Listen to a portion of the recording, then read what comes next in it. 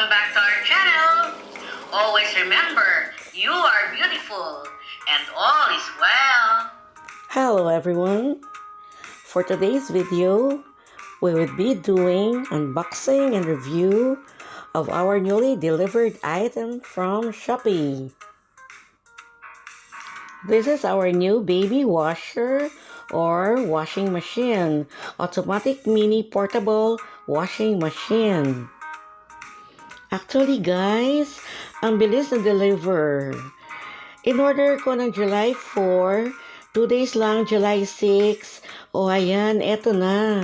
Ang bilis, no? At saka, ang mura lang ng pagkakakuha namin. 1,099 pesos only. With the deduction ng shipping fee, deduction ng coins.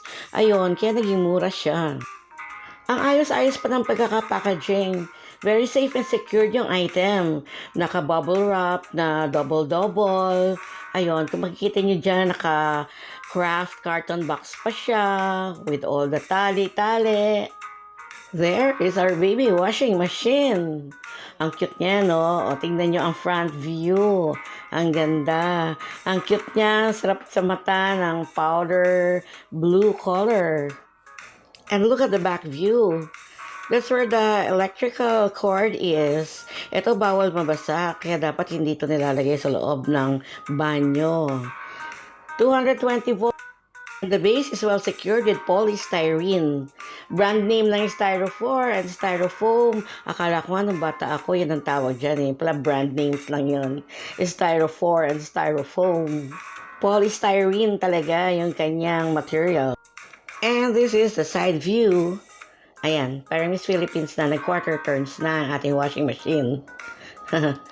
Anyway, this is the control panel where you can find in front. The wash timer is 0 to 12 minutes. The spin timer is 0 to 3 minutes. And there is the water inlet. Cover of the baby washer is blue. Inside the washing machine, we see the spin basket cover, and the inlet hose. According to the manual, how to fix in place a spin basket is drain out the water after wash, connect the wash basket to the impeller, and fix it counterclockwise. Actually, it's really difficult to fix this spin basket in place. I don't know later if I could fix it well. And this is the drain hose found at the right side of the washer. The height of this baby washer is 17 inches and 12 inches for both width and depth. O sige, wait. Ang hirap mag-imagine ng in inches. So, para mas ma-imagine, ito ang galon ng water. Ayan, magkasing tangkad lang sila. Hey guys, those who are new in my channel, please subscribe, hit the bell button, and drop a comment. This baby washer is practical for small and limited space. Tignan nyo guys, sa kaliitan niya, naipatong ko lang siya sa akin kitchen counter. Kasyang-kasya siya. Pero you have to put it on a firm and steady place para hindi gumagalaw pagka ginagamit nyo na. Pero kahit ipatong nyo sa firm and steady place, gumagalaw pa rin siya, nagsishake at nagva-vibrate pa rin siya. Mamaya, ipapakita ko sa inyo kung ano yung ginawa ko para mag-lessen masyadong vibration. And then, just for any other bigger washing machines, yung soap na ginagamit natin, yung Breeze Power Machine. The soap made for washing machines. And ito namang fabric conditioner, it doesn't matter. Wala namang special for washing machine. Yan, pwede na yung Downy anti-bac. That's what I use. Kung saan ko pinatong tong washing machine ko dito sa kitchen, strategic place to eh. Tignan nyo yung drain hose. Ayan, katabi lang ng sink. So, andali nating i-drain mamaya yung nilabhan. Yung water ng nilabhan actually. And yung CO or convenience outlet na 220 volts, ayun lang sa likod niya. O, eto na ang moment of truth. Tignan natin kung gumagana. O baka naman isang gamitan lang. No, huwag naman. Oh my God. Kasi kung minsan, pag mura, nakakatakot eh. Parang daling masira, di ba? But anyway, check muna natin kung clean ang washing machine. O ayan, clean naman siya. Sa totoo lang, husband ko nakatoka dito sa paglalaba. Actually, ready na siya. Nandito na, naghihintay na. O ayan, nag-load na ng mga damit. Hindi na makahintay. Pero warning lang guys do not overload. Please do not overload. Kasi maliit lang itong machine. Mga 3 to 4 pieces lang ng light clothing. Kasi pwede siya mag-overheat pag sobrang load. Yung water inlet naman, hindi namin nagamit. Nag-manual lang, tabo-tabo lang. Kasi yung sa faucet namin, hindi siya match doon sa, what do you call, yung inlet hose na binigay, hindi siya match. Kaya yan, in the meantime, magsasalok-salok na lang muna kami. Yung mister ko actually. Binabanlawan niya muna yung mga damit in preparation para sa paglalaba na talaga. Ayan, pagkabanlaw niya, i-drain na niya yung water. Yan, pero basa na yung damit at nabanlawan na. Very convenient naman, kasi katabi lang ang lababo. I would strongly recommend na kung makabili kayo, dito niya na rin ipatong malapit sa lababo. Very easy to use. Tapos ngayon finifill up na niya uli ng water yung wash tub para sa pagsasabon na talaga ng damit. Well again, tabo-tabo lang. I think meron namang nabibili na connector ng faucet namin at saka nung inlet hose. Yung parang ina-attach yun sa faucet na magmamatch na sila and mag-fit na so that we can use the inlet hose. For now, ang tabo works just fine. Okay, may water na yung damit. Now, i-add na yung washing machine soap. Ayan, para diretso na tayo sa paglalaba proper. Meron bang improper na paglalaba? Ngayon, i-plug na ang washing machine para makapag-start na. Nasa likod lang yung outlet, kaya very convenient din ang aming positioning na washing machine.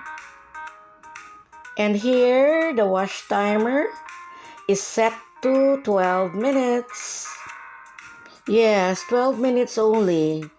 Siguro talagang ginawa ng manufacturer na 12 minutes para hindi masobrahan ang washing time. Because the washer gets overheat pag masyadong matagal. If you're not satisfied with 12 minutes only, then you may do it again. But you have to wait for 15 minutes until the machine has cooled down. Ang maganda rito sa cover na blue ay transparent siya. You would see the clothes washing inside. You would see if it's tangling to each other. At mabubuksan mo siya at pwede mo siyang paghiwalayin. At ang isa pang maganda, like parang 3 seconds, the clothes would spin clockwise and then it would stop. And then again, it would spin counterclockwise, then it would stop. I think this clockwise, counterclockwise system helps to get the clothes untangled automatically. This baby washer is so compact and is so convenient to use. It's a very good assistant in our daily life. Tignan mo naman si Mr. Pa-easy-easy lang. Pa-selfie-selfie lang. Kinukunan niya yung sarili niya na naglalaba.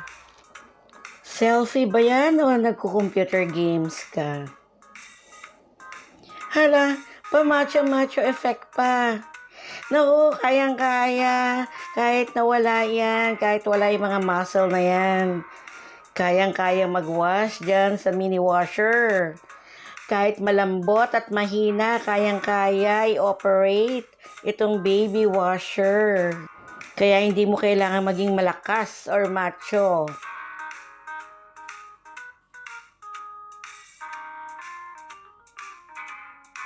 Pwedeng-pwede nga ito sa mga senior na hirap ng magkusot. Pwedeng gamitin ng babae, lalaki, at iba pa. Alam mo na. Ayan, the wash timer is moving na. Naka 3 minutes na tayo.